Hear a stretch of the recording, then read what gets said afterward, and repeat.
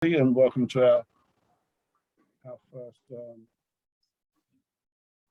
hour of power for the season, about season planning. It's good to see so many people being involved with it. Before we begin, I would like to acknowledge the Gadigal people, the traditional custodians of the land on which we meet here today, and pay my respects to elders past and present. And I extend that respect to Aboriginal and Torres Strait Islander peoples here today. For those of you who don't know me, my name is Alan Bennett and I'm the Sport Development Officer for Rowan New South Wales. And our presenter this evening is Steve Hughes. So Steve completed his Bachelor of Exercise Science with honours from Sydney University before he moved to Canberra to complete research at the AIS. In 2019, he returned to Sydney to take up a position as a physiologist at NSWIS and working with rowing along with other sports. Earlier this year, the women's NTC physiologist went on maternity leave, and Steve was fortunate enough to be seconded into the role, her role at Rowing Australia, and that also allowed him to accompany the team to Tokyo, which I'm sure wasn't part of his original season planning. We've all had to make changes to navigate our way through the last couple of years, and we continue to do so in the future. And so Steve's presentation here this evening will cover the basics of training and planning. And even with modifications of what we've had to do, still be able to perform to our best. If you have any questions during the presentation, please put them in the chat box and we'll try to address them as we go through. As you would have heard earlier on, we are recording this session. And as I mentioned beforehand, if you are attending it, you will get points towards your coaching accreditation when you re-accredit next time. So if you can all put your computers on mute, please, we'll hand it over to you, Steve. Thanks, AB. Just before I start, just letting everyone know I'm currently in Jindabyne at the NSWIS facility here, and it looks like the Kinder Gym are in the facility at the same time. So hopefully you won't hear any of them screaming on the trampolines. But I've run out of offices to go to. I'll just share my screen.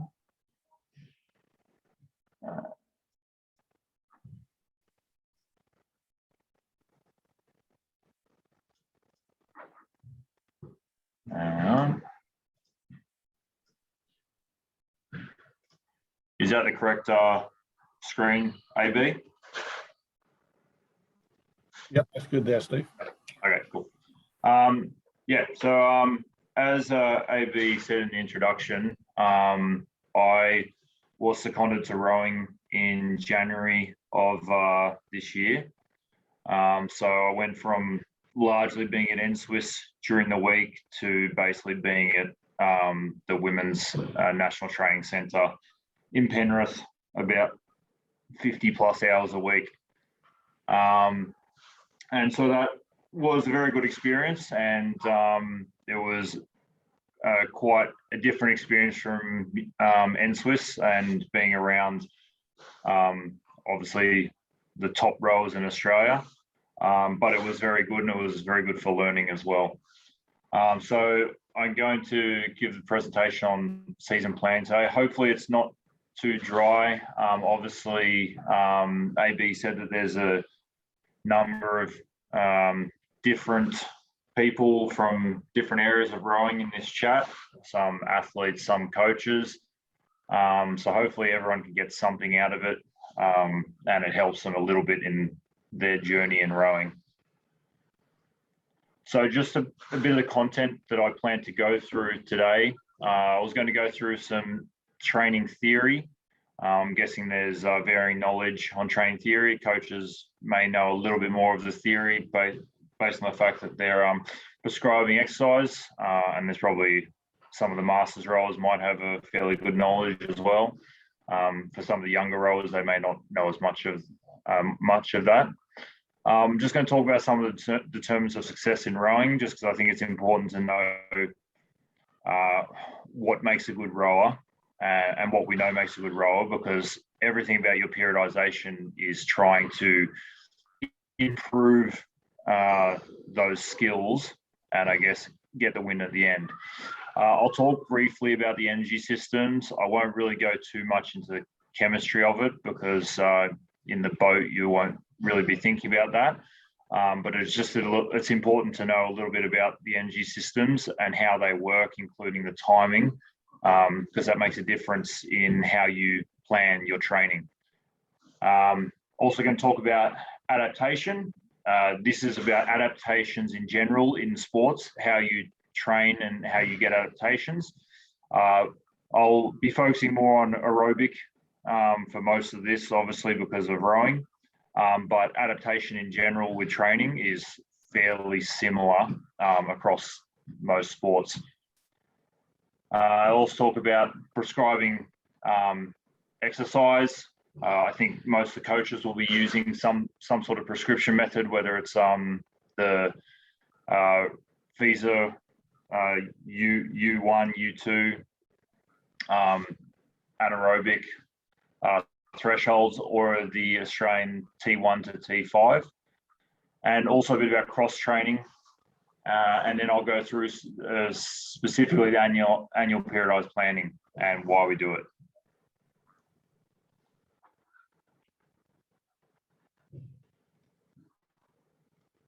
Okay.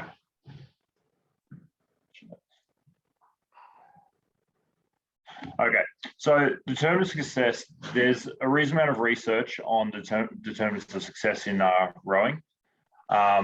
So most of the determinants of success research is actually done on 2,000 meter erg performance, because for a majority of competition, obviously you're in crews, so it's a bit harder to know 100% who contributed what in results unless you're in single scull.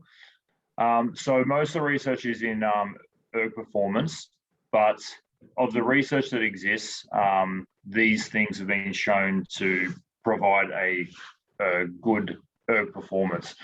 So a peak power in incremental max test, so that's not an actual 2K erg, that's a maximal test where you go incrementing your power output over a certain duration.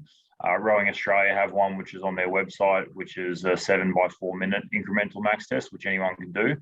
But a peak power in the incremental max test also results in a good 2K performance. Also VO2 max, I think a lot of the coaches will have heard of that before. It's essentially how much oxygen you can use at any given point. The higher your VO2 max, the more power output you can produce in a boat or on an erg. The other important one is the power at 4 millimole lactate, specifically because your lactate is looking also at your anaerobic ability. And so when you are working at VO2 max, you'll be creating lactate at the same time. And there's a certain percentage of your VO2 max where you won't be creating more lactate than you can clear, and it's more comfortable to work at that rate. So if you can have a higher power at your 4 millimole lactate, it means that you can go at a higher percentage of your VO2 max for longer without getting the pain that you usually feel with higher lactate in your blood. So you can see from this graph here, it's got two curves. Essentially, the people would have done a incremental step test, and it shows their lactate curve compared to watts as they increased the wattage. And so at 320 watts, this person will have a lower lactate than this person here, even though they have the exact same VO2 max. So if these people are both doing a race, this person at the bottom will be able to go at a higher percentage for longer of the race, even though they have the same VO2 max at peak. So that's where your ability to have a higher anaerobic threshold is beneficial. Other things that showed a good 2K performance were the peak power in 5 strokes, peak power, peak force in 5 strokes, and knee extension force. Really just looking at anaerobic abilities there, but they were also had a relationship with good 2K ergs. And then in anthropometric, body mass, height, lean mass as well. And even though these are in 2K ergs, there is one study which looked at 2K erg times in relationship with world championship results. And so they surveyed about 650 athletes around a world championship regatta. And they showed that there was a relationship between the erg time of the competitors and where they finished in placings. And it was strongest in lightweight males, single scull, women, men, and lightweight male double.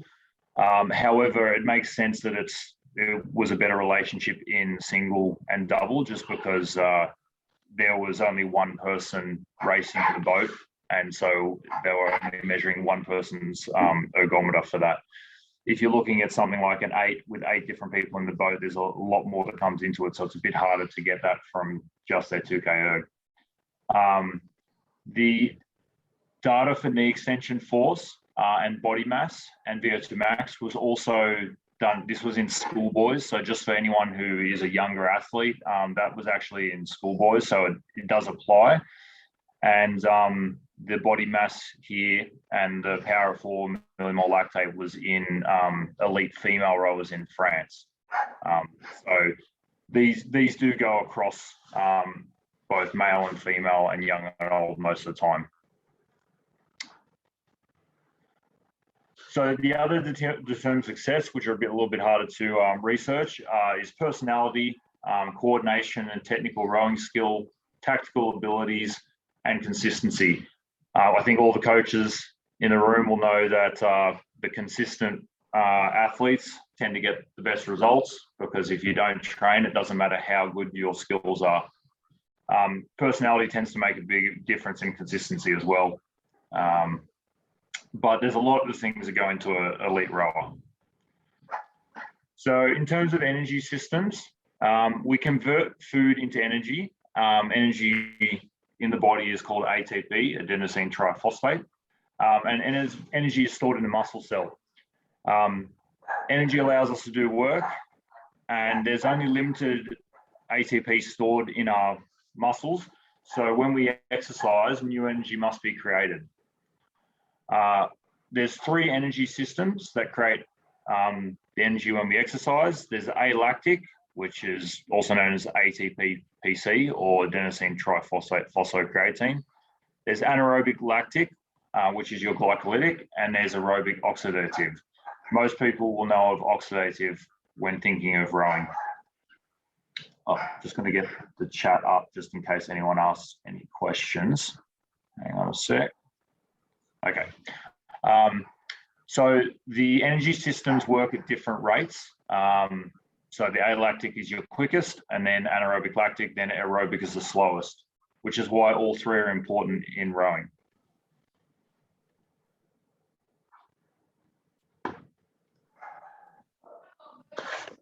So alactic is your short-term energy system. So it's the one you're going to use when you get the starts. It's basically up to 10 seconds of maximal effort. It's also the one that will be used for a sprinter, but in rowing, it'll basically be used at the start.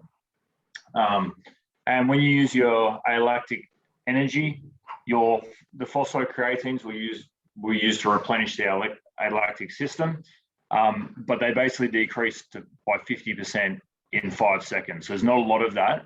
And because there's not a lot of that, at 30 seconds, you have very little contribution, and then you rely more on the lactic energy system.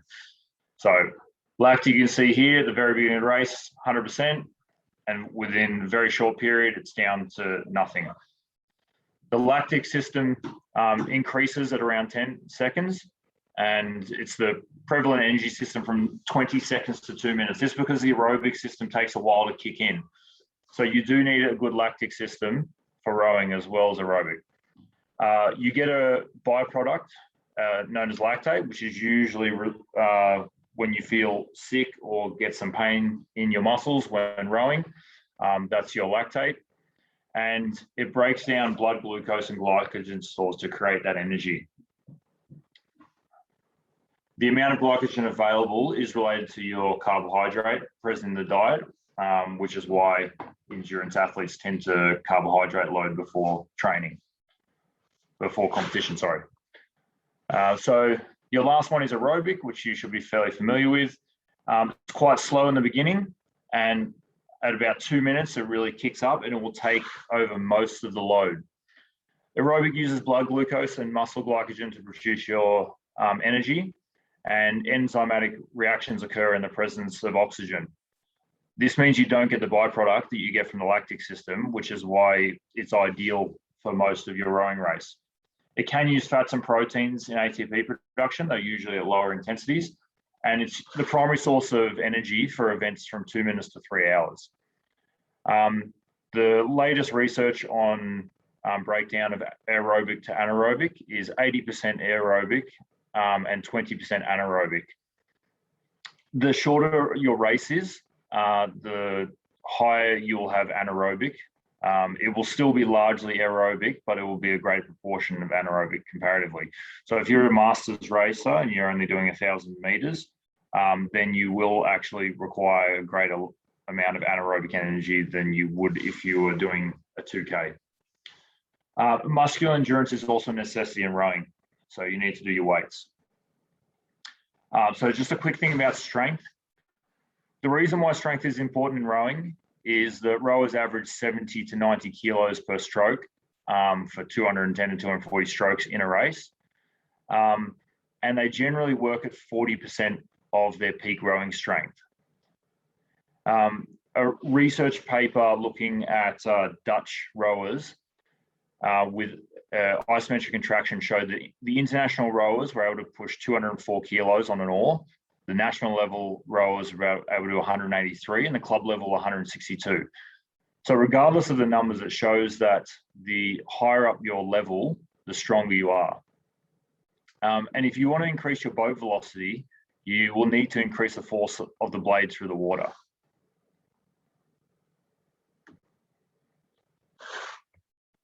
And the reason why it's important to have strength for increasing your blade in the water is because of drag force on your blade. As your blade drive force increases, the velocity of the blade through the water increases. And for additional velocity at the blade, your drag increases proportionally. I've got a question just about schoolgirls using weights. We have all of our athletes in the gym doing weights, and not necessarily rowing, but we have even divers who are probably 8 or 9 doing weights. There's no issue with younger athletes doing weights. It's more about just getting someone to take them through and teaching them how to do it properly. So yeah, you should be getting into the gym early, and you just want to make sure that you have a strength conditioning coach or a personal trainer or someone who can teach you about how to exercise properly, so that you don't injure yourself. But it's perfectly safe for young people to exercise and do weights training. Yeah, okay. So just with the additional velocity of the blade, because it's proportional to the velocity, if you're trying to increase your speed from 3 meters a second to 4 meters a second, instead of being 9 kilograms of force needed, you need 16. And if you're going from 4 to 5, instead of being 16, it's 25. So because it's proportional, it shows why you need extra strength to try and move your boat quicker. And to pull with increased force, you have to increase your maximum strength. And there's 2 thoughts on how to do strength training for rowing. One is strength endurance, where it's circuits and high repetitions. The other is maximal strength. So maximal strength is the school of thought that if you can increase your maximal peak power, say on an erg in 3 strokes, to something very, very high, then every pull during a race will only be a small proportion of that. So you'll only be doing a small amount sub-maximally, which will make it a lot easier for a race. So there's 2 schools of thought, and both are currently used. The Australian system currently is using the maximal strength system. So it's more about trying to get your ceiling as high as possible so everything feels easier on every stroke you do.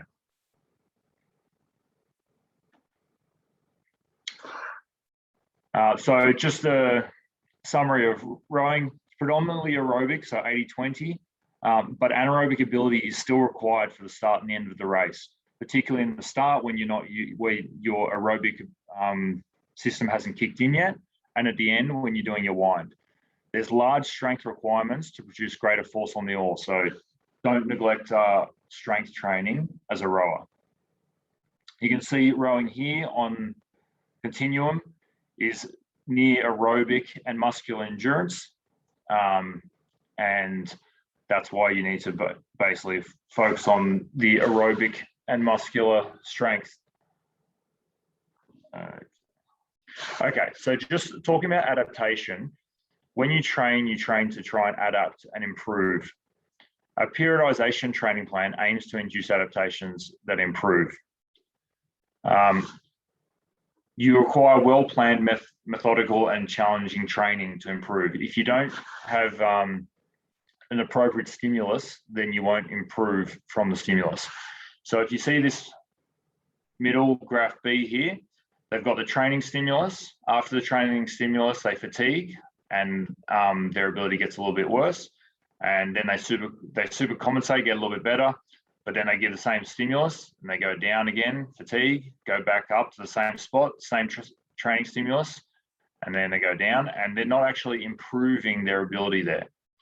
If you look at the top in A, they've got a training stimulus, they super compensate, they have a new varied training stimulus, they fatigue, super compensate again, another varied training stimulus, they fatigue, super compensate, and you can see their skill is actually getting better, they're adapting to it. On the flip side, you've got C down the bottom here, where the excessive training stimulus is not allowing the athlete to actually fully recover, and then they're training again, they're fatiguing, they're getting lower, they have another excessive training stimulus, they're getting lower, and they're actually overtraining and getting worse. So just be aware that you do need to have an appropriate training stimulus when you're trying to make adaptations. If load is constant, adaptations will occur before you eventually plateau. And with excessive or overly varied stimulus, the athlete may be unable to adapt, as in C. Progressively and systematically increasing the training stimulus through intensity, volume, loading, and frequency. And don't forget your recovery. Remember, you get your improvements in your super compensation after recovering, not immediately at your workout.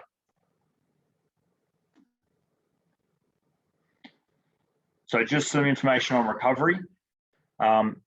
Variation in your training regime should provide periods of reduced training volume, reduced training intensity, and complete rest. So that's how you get your recovery. You have to make sure that you have some reduced training volume intensity or complete rest at times. I think almost every program will be having at least one rest day, and they'll have some smaller days. Recovery is required to dissipate fatigue, and that's where you get your adaptations. So if you don't recover properly, then you don't get adaptations. You must also factor in non-training related stresses, as these can compound your fatigue, impairing development. So if you have work or school stresses, or you're not sleeping, these things can add to your fatigue. And so just be aware of the fact that you may not be adapting because of these. Superior recovery process. So if you can get a superior recovery process, you can usually enable yourself to tolerate greater training loads or maximize the training effects of a given training load. So if you're recovering well, you can go harder, which means you can adapt more. So it increases your level of athletic performance. If you have a look here, the same thing as before. Is resting heart rate the best low-tech way to identify full recovery? No, at the moment, I think the best thing is actually perceptual questionnaires. Mood questionnaires are used a lot. Heart rate has been used, not concretely. Most of the time, the change in mood when people are under high loads is the easiest way to tell. I think in that sense, it's talk to your athletes, see how they're feeling. I think most coaches probably do, but it's probably the best gauge on how athletes are doing. So just looking at this graph here, A and C both have a super compensation. So both have actually improved their performance. You can see C goes a lot lower here. So they've done a very, very hard training session or training period here, which has resulted in a lot of fatigue. And it would have required a greater amount of recovery, but that overreaching did result in super compensation still.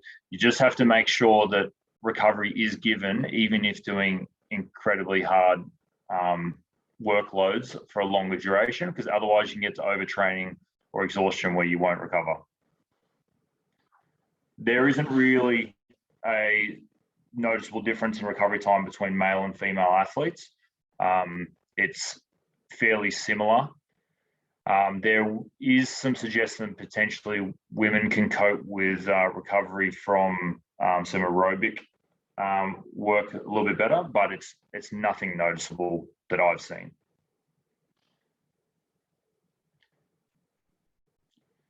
So with training prescription, I think most of the coaches will be using one of the systems, either the utilization system from FISA or the T1 to T5 from AIS.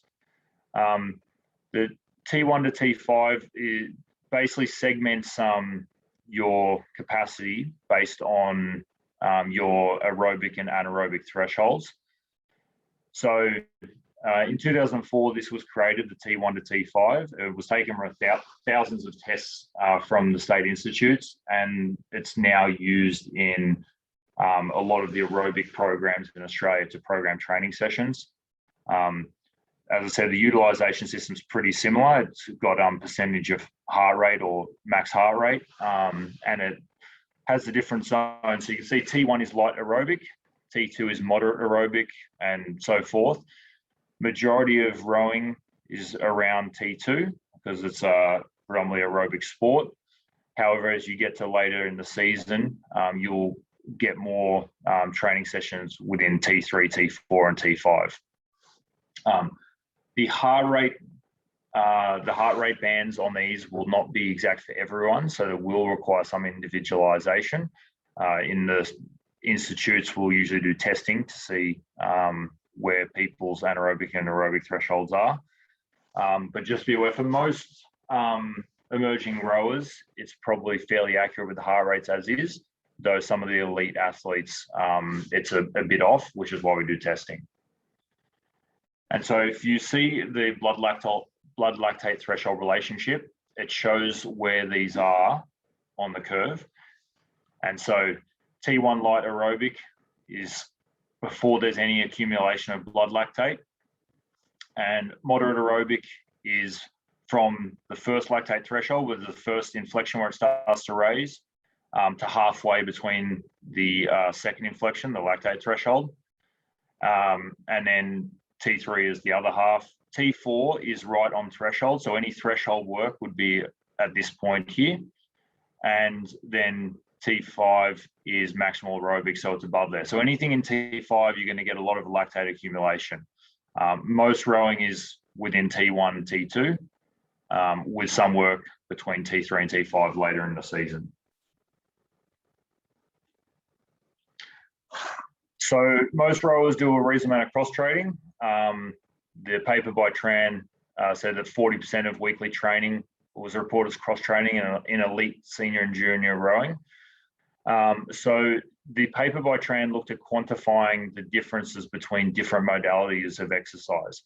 So they gave a weighting factor comparing on-water rowing, rowing ergometer, road cycling, stationary cycling, running, swimming, walking.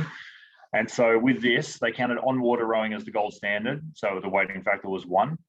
And then everything else would be looked at in time compared to that. So if you were on the rowing ergometer, then you would times your duration, your minutes, by 1.35, and that's how many minutes of stress they counted that compared to on-water rowing. And so you can see some things are a little bit easier than rowing. So road cycling is the easiest, stationary cycling next, walking is very easy, and some things are harder with running, swimming, and the erg. This was basically, this research was completed with 3 physiologists and 8 national, international rowing coaches around Australia. And it started off by questionnaires of what they thought was the most difficult before going and trying to fine tune it with some research and data collection. So if you are doing cross training, you can use this to see how big your stressor is and whether or not you can reduce your time or increase your time. I know in the training center, if the girls are erging and then some girls are on stationary bikes, then they would increase their time on a stationary bike to make up for the difference. The other thing to be aware of is that the difference in watts versus watt bike versus a Concept 2. Not sure what bikes each club has, but the watt bike is fairly common in most state institutes and a reasonable number of clubs. And the research paper by Lyndon Thaler in 2018, they did a max test with the Australian male rowing team, and they did it 1 week on a watt bike and 1 week on the Concept 2. And it showed about a 42 watt difference in the Concept 2 versus the watt bike. So they could get 42 watts higher on the watt bike than they could on the Concept 2, even though in theory, a watt is meant to be the same. So be aware that if you're doing sessions on the watt bike, it's likely that if you're, say you're injured and you're using the watt bike instead of the Concept 2, if you normally go at 200 watts on the Concept 2, then you might need to increase it to anywhere between 220 to 240 to make up for that difference in wattage. There was also greater heart rate and VO2 and ventilation for a given watts on the Concept 2. So you can see here that at the same power output, 350, it's a lot higher on the watt bike than it is on the erg. And so similar blood lactate and RPE at submaximal intensity. So blood lactate and RPE can, talking about Concept 2 ergo, not bike. So this is a comparison between the Concept 2 ergometer and the watt bike. So there's similar blood lactates and RPE at submaximal intensity. So those actually do cross over quite well. But the suggestion is potentially using heart rates if you have to go on a watt bike instead of a Concept 2 to make sure you're doing the same workload.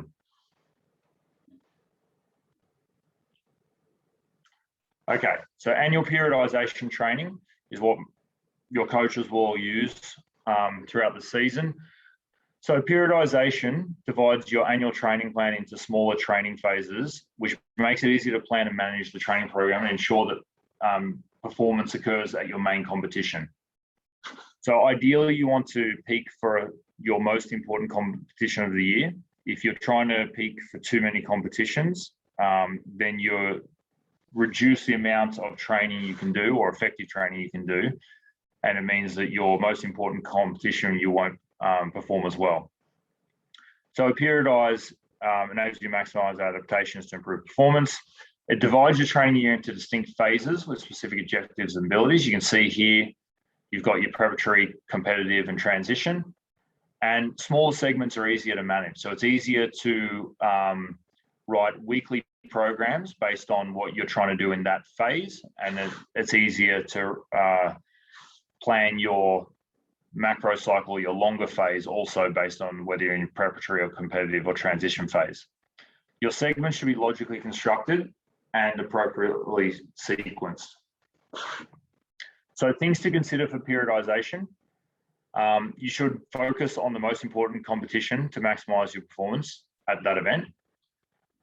If you are going to compete at multiple regattas, grouping approach may work the best for you. So that's where you try and choose a few regattas which are within close proximity of each other. So instead of doing one regatta every 4 weeks, you try and get a group of regattas which are within 2 to 3 weeks, because then you only need to taper once if you are going to taper for it, and it will reduce your amount of training that you lose for those competitions. Essentially, after you finish that group of competitions, then you go back to a macro cycle of training only. You need to consider the developmental stage of the squad with regards to training age and physiological abilities, because they'll play a role in what they can handle in training. Consider the level of rowing skills and abilities, as well as training means and methods required for further development. So what sort of training modes they can use, how often they can come in, where they need to improve their skills the most. I mean, if they're still learning to row, then trying to work on aerobic stuff won't be as important as teaching the skill of rowing. Your periodization is a combination of training and succession of training means and methods, and take into account seasonal changes experienced according to the time of year. So we do have winter and summer as an issue here, and daylight savings in Australia. In New South Wales, you shouldn't be having any issues with ice, but weather can be an issue in Canberra. So these are the things you may need to consider around your annual plan.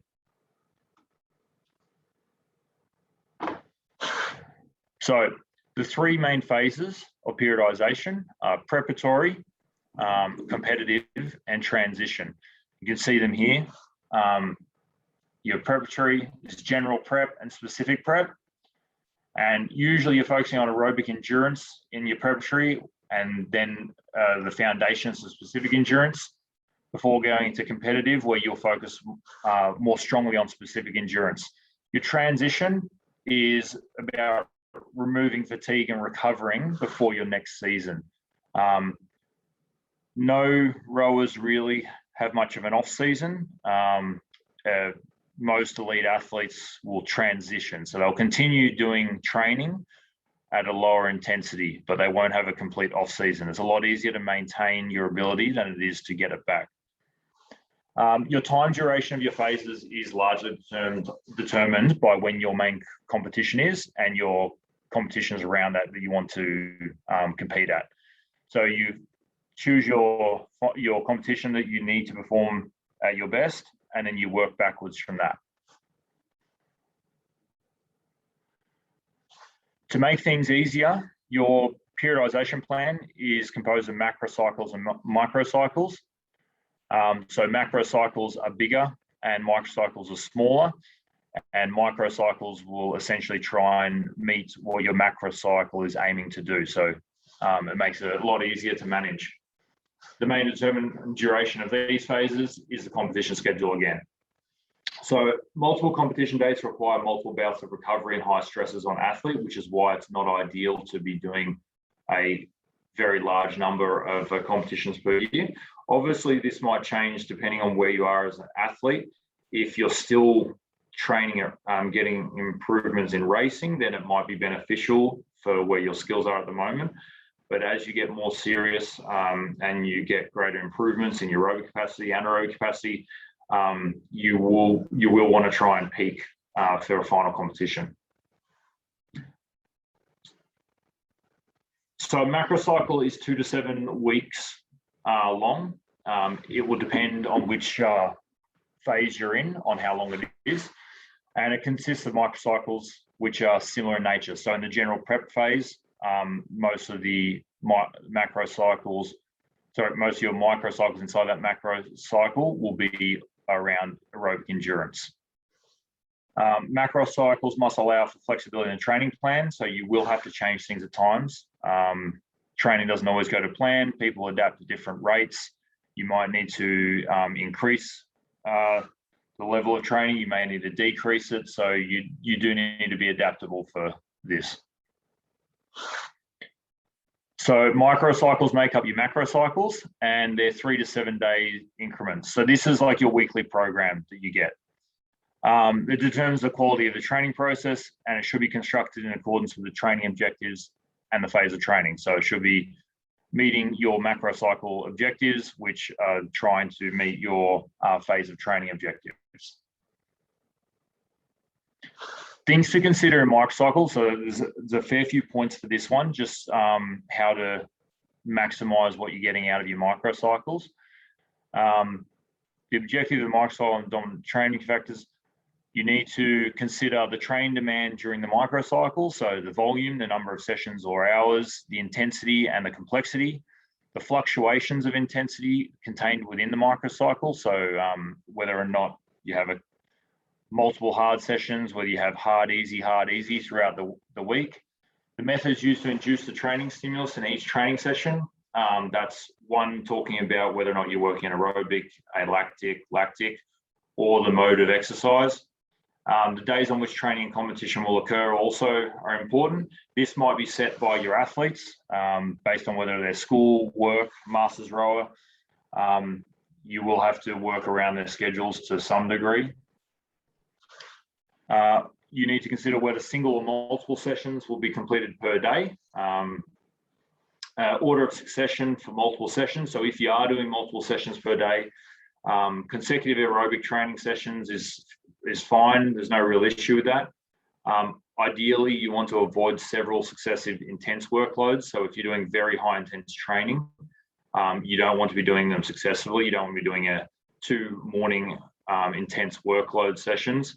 You won't be able to recover your energy in that time, and the quality of the second session will not be as good as if you did it on a different day. And make sure there's some recovery prior to technical session. So again, if you do an extremely intense session and then go and do a technical session afterwards, it will probably negatively affect that session. Some recommendations are that coach and athlete discussions happen prior to or after microcycles to discuss the outcomes, goals, and get input from the athlete post-cycle. I think that really depends on where your athletes are, at what age. I think the older athletes get, the more input they will have in their programs. But with more junior athletes, that's unlikely to occur. And use your information from your microcycles for your subsequent microcycles. Physiological and psychological demands must change according to your athlete's work capacity, need for recovery, and competition plan. Your microcycles need to be flexible enough that individual sessions can be modified. And if you do modify your session, then your subsequent sessions for the week may need to be modified to maintain whatever you are aiming for in that microcycle. So if you were aiming for an aerobic session on that day, and for whatever reason, sickness, you couldn't do it, you need to modify your sessions later in the week to try and get that session in to achieve the training objectives for that microcycle and macrocycle. Sequences of sessions must account for accumulated fatigue in order to maximize development of specific performance or physiological factors. So you have to make sure you're accounting for your fatigue and allowing enough recovery to maximize your adaptations. Depending on the athlete's ability, targeted training sessions with similar objectives and content may need to be repeated two or three times during a microcycle to maximize training effects. So you can, in rowing, this will be fairly common. You will do multiple aerobic sessions in a microcycle, so it's not far-fetched for rowing. Maximal efforts should be alternated within a microcycle, and it is perfect low intensity training. So it's very hard to do high intense training, even when you're in your comp prep phase, every single day. We'll talk about that a bit more thoroughly later, but just be aware that you do need to intersperse your hard sessions. And you do need to make sure you program in rest and low intensity sessions after your intense sessions. You can repeat your microcycles across several microcycles, and especially in the preparatory phase, will all be very similar. So microcycles are usually set up as how many sessions you have per week if it's in a 7-day. Number of sessions will depend on the athlete ability and also availability. And you can integrate multiple training sessions per day targeting the different training factors. So with the women's center, they would have generally 2 rowing sessions and a session in the gym most days. Their gym session would always be in the middle of the day, and the rowing sessions would bookend that on either side, so they get as much recovery before doing their rowing sessions again. If you're doing 2 sessions a day, then you might be doing an AM, PM, or you might be doing 2 AMs, but you just need to account for that in your microcycle to make sure it all works. Ideally, your microcycle, so your weekly training program, should consider some sort of load progression, usually avoiding uniform intensity throughout the week. So the exact same intensity throughout the entire week. With the Women's Centre, they would have a lighter day on the Wednesday and then a day off on the Sunday. So they'd have their harder sessions around that. You can see here, this is a standard microcycle. It has a peak in the middle and then intensity drops towards the end of the week. This microcycle here has got 2 peaks. So intensity increases till Wednesday, it drops back down and increases till Saturday. There's lots of different ways to do microcycles, which we're going to go through, but this is probably the standard, but it will depend on what you have in your week, when your training days are and when your competitions are. You can see this is a microcycle around a competition. So peak is on the Wednesday and then the competition's on the Sunday. Depending on if it was a big competition, you may not have as much workload in the week. It might be a small competition here. So alternate your intensity with high and low intensity work. And you may have to change your microcycles based on things like altitude training, where you can't train as hard, travel across time zones, which requires more recovery, and high life stress workloads like work and school. There's a couple of different microcycle types, which I'll just go through. So developmental is often specific to your prep phases, and it is actually very similar most days. You see here, very similar level of intensity for multiple days a week with some recovery in there. You can have 2-3 peaks of medium high demand in a developmental microcycle. A shock microcycle is a sudden increase of training demand for planned overreaching. So when we looked at the fatigue and recovery earlier on in the presentation, where one of the fatigue sessions took a lot longer to recover, that was a planned overreaching session. So a shock microcycle is aimed to do planned overreaching. So it might have a lot of high intensity peaks in the week. And it's not usually in the beginning when you've got no load. You have to make sure that you have already got partway through your prep phase. You don't want to be doing a shock cycle when you're just coming back to training. It does result in a significant level of physiological disturbance. But because of that, it can increase performance quite a lot. However, you do need to make sure that you have adequate recovery to get the benefit of that. So you don't want to be doing multiple shock cycles if you are using them. Avoid doing them within close proximity and avoid them around competition.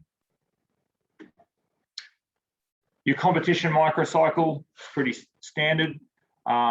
Depending on whether or not you're doing a regatta, which is a Saturday, Sunday, or a Friday, Saturday, Sunday, or whether or not you're doing something like nationals where you might be competing on multiple days of the week, will depend on how that microcycle looks.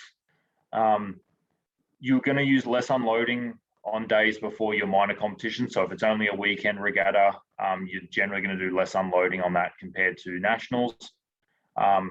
Competition is considered as very high demand in the microcycle, so be aware that you will require some recovery after it. And you can practice this microcycle within your competitive phase before you actually get to your competition to see how you're going to cope with it.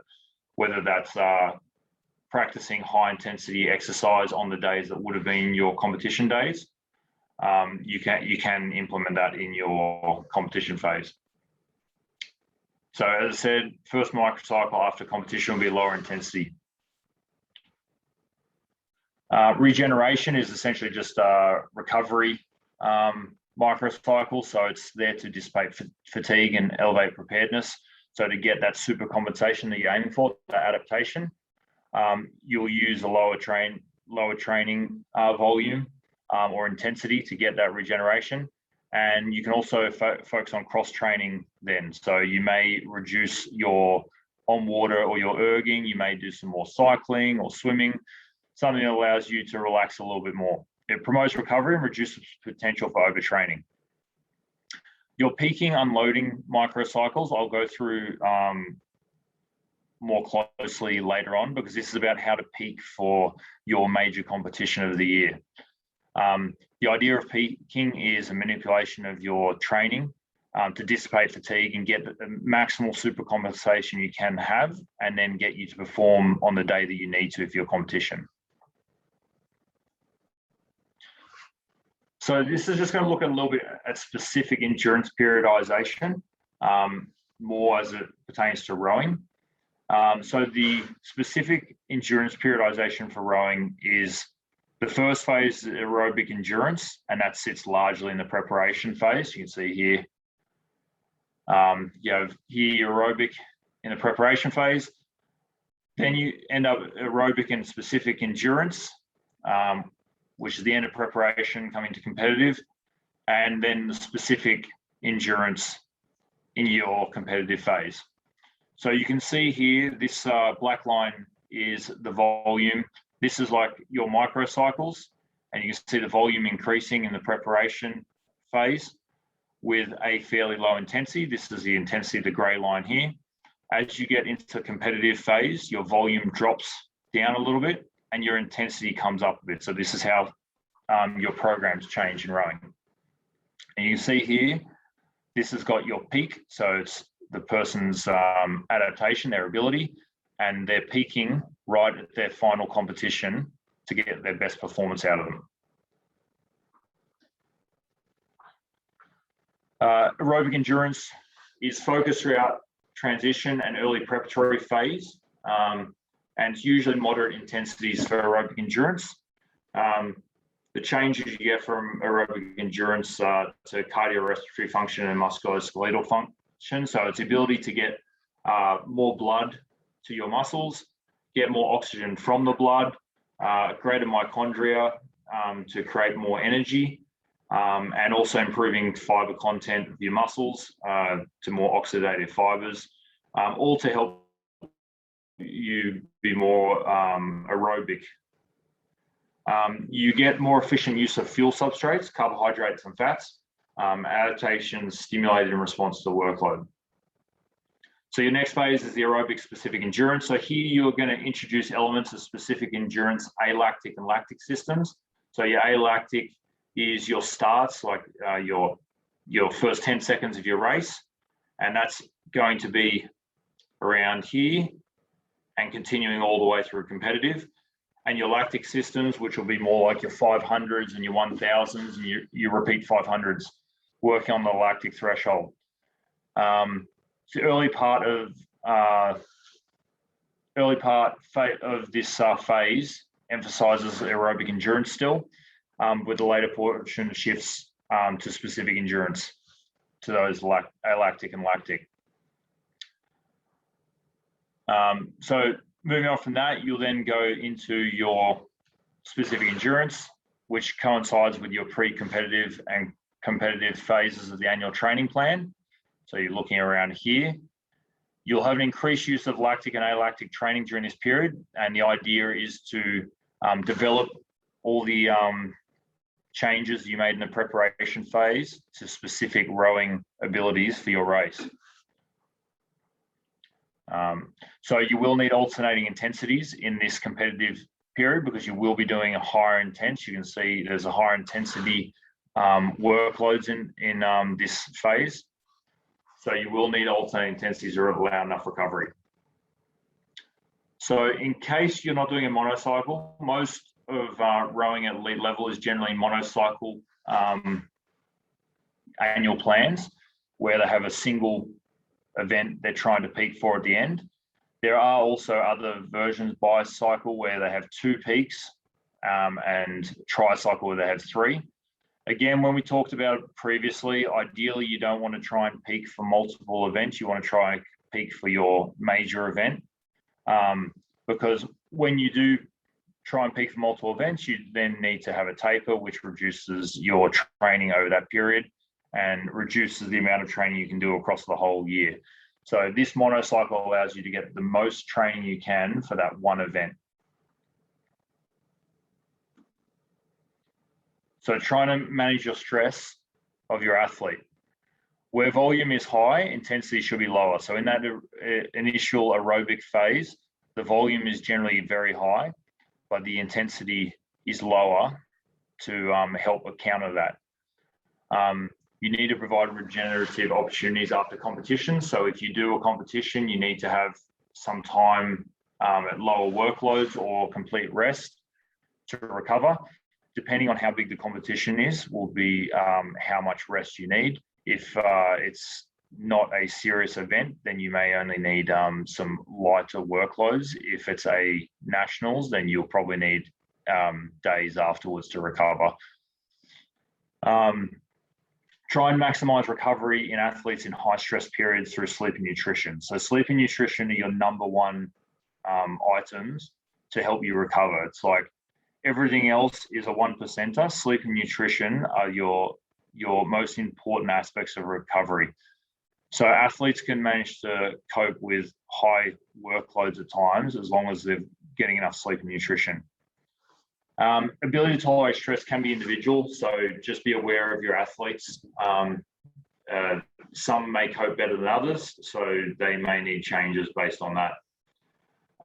And athletes experiencing high physiological stress, generally it negatively impacts their psychological state. So when I said before about mood questionnaires, because mood questionnaires are very much negatively affected by high stress periods, it is a way to monitor your athletes. Okay, so peaking is the aim to optimize your performance, your major regatta, okay? So this is your home stretch of your training in your year.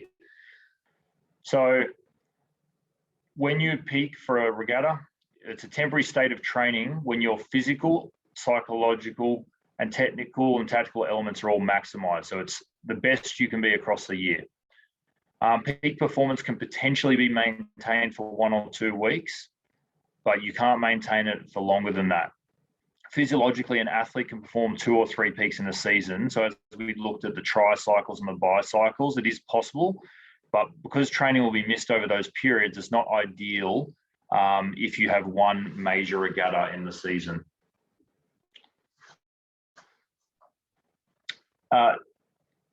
Your athletic preparedness is made up of your acquired fitness, which comes from your training across the season, versus the current fatigue you have from the last microcycle, macrocycle. So if you deload or taper down for a competition, it gives you a rapid dissipation of fatigue and leads to an increase in performance. So that's what you're aiming to do in your peak. You can get a 0.5 to 6% increase in performance with taper unloading, and with decreased fatigue, psychological improvements are often observed. So again, the mood questionnaires. Unloading should be thought of as an enhancement of the physical and psychological readiness of athletes. Reducing training alone to dissipate cumulative training fatigue, physical and psychological, whilst maintaining sports-specific fitness. So this is your best practice. If your taper is too long, the fitness gains can dissipate and your detraining can occur. So you can see here with a suboptimal optimal taper length, they taper during this period. The person's preparedness is up here. It's as good as they could possibly be, and ideally they're competing here. If they had a longer taper, which is suboptimal, and they competed here, and they had to leave here, then essentially they've decreased and detrained after their peak, and they're now competing at suboptimal level. It's a compromise between extent of reduction and duration reduction. And if training is very high, then you're going to need a greater reduction duration to maximize your fatigue reduction. So your detraining, your unloading, and your taper will depend on how high your training is prior to that moment. Reducing volume and frequency during taper, but maintain slightly increased intensity. Lower training intensities during the taper tend to result in a decrease or maintenance of endurance. Inclusion of high intensities of over 90% VO2 max leads to performance improvement. So you don't want to reduce your intensity that much because it can, you won't get as much super compensation afterwards. In well-trained athletes, unloading is less than 2 weeks, and 8 to 14 days is optimal in most cases. Best practice for peaking is progressive, where you progressively decrease the amount of load across your taper. So you can see here on day 1, they're at 100%, day 2, they're about 70%, day 3, they're at 50%, day 4. Compared to a non-progressive, which is step taper, you can see here from day 1, they've gone to 30%, they've just maintained that throughout. Both improve the performance and allow some ability to peak. However, progressive reduction is 4.1% increase on average in supercompensation, whilst the non-progressive is only 1.5. So if you have the option, you're better off using progressive. If choosing a taper for an additional regatta, a minor taper can be used. So you can just do 2 to 3 days that lead in. And the way you can do that is reduction of daily kilometres 2 to 3 days before, and train similarly to the final 3 days of a major taper, or daily kilometres is reduced slightly, but reducing intensity greater amount. Again, this is not ideal. You're better off trying to peak for your main competition, but you can do a minor taper. You won't get as much of a supercompensation as you would for a major taper, but it will give you a small increment. So in summary, use taper strategies to dissipate fatigue, maintain fitness, elevate preparedness, and improve performance. Individualized taper strategies can last between 1 to 4 weeks, but 8 to 14 days is optimal.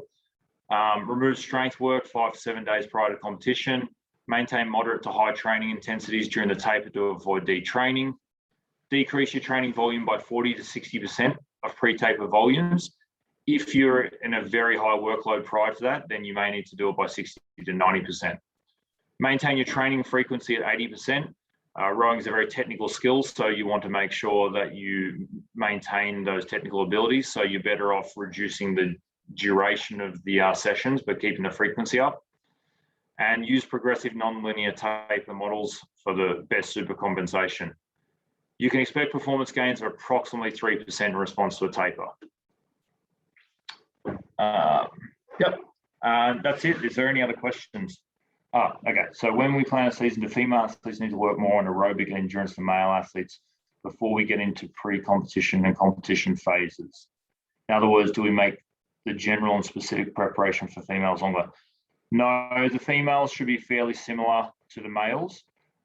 Where there's been some differences, the females in the Australian program anyway, they very much focus on strength training. They do 3 strength sessions per week and 2 extra core sessions.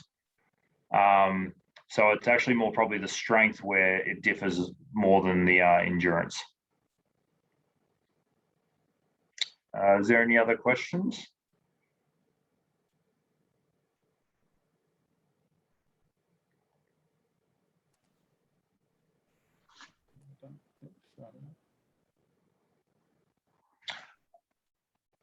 To your macro cycle. So depending on which macro cycle you're in, if you're in a prep phase, it won't be that much of an issue because it's a longer phase. If you have an interruption within your competition phase, it's going to be harder because you're going to have to work yourself back in slower depending on what the injury is. So it might be that I'm assuming you were cross-training in the period of injury, so you may continue to do the higher intensity sessions on a watt bike or something instead of doing them straight away on the water. But if you can cross-train, then as soon as the physio gives okay for you to get back to full-on water, that's where you're fine to do it. So you'd basically go back into the normal stage that everyone's in.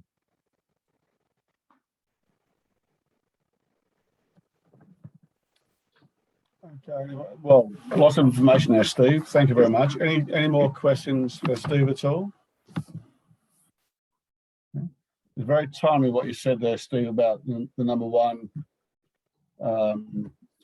thing being sleep and nutrition for adaptation and recovery. We actually do have a nutrition hour of power next week, so it leads very nicely into that one. So again, guys, if you want to sign up for that, that'll be same time, same place next week.